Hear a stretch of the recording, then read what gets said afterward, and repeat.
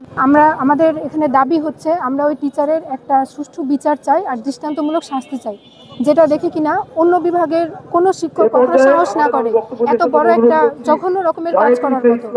আমাদের বিভাগের মাস্টার্সের এক আপুর সাথে এই ঘটনা ঘটেছে। আমরা চাই না আমাদের প্রথম বর্ষের, দ্বিতীয় বর্ষের কিংবা অন্য বর্ষের কোনো শিক্ষার্থীর উপর এরকম একটা ঘটনা ঘটুক।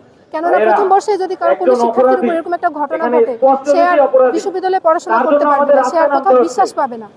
সমবেত হওয়া দেখে বুঝে গেছেন যে আমরা কেন এখানে সমবেত হয়েছি। গত 4 আগস্ট আমাদের এক শিক্ষার্থী, সে আমাদের এক শিক্ষক, আমি শিক্ষক বলবো না, আমি বলবো যে একজন পশুসুলভ, তারা মানে বিকৃত মস্তিষ্কের মানুষ। আসলে শিক্ষক কেমন হয়?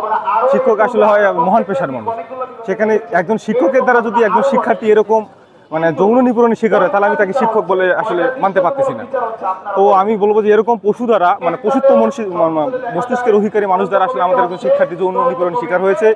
সেই নিপীড়নের বিরুদ্ধে, সেই শিক্ষকের বিরুদ্ধে আমাদের আজকে এই মানববন্ধন, আমাদের এখানে সমবেত হওয়া।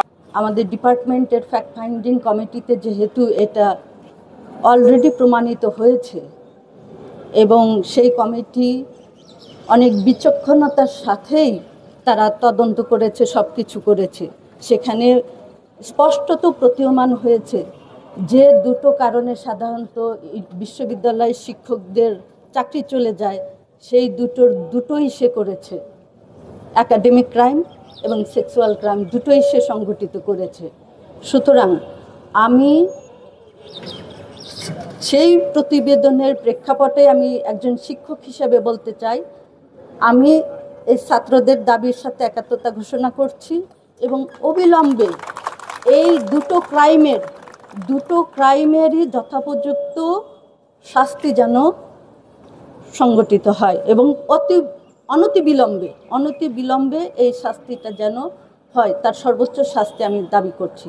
এছাড়া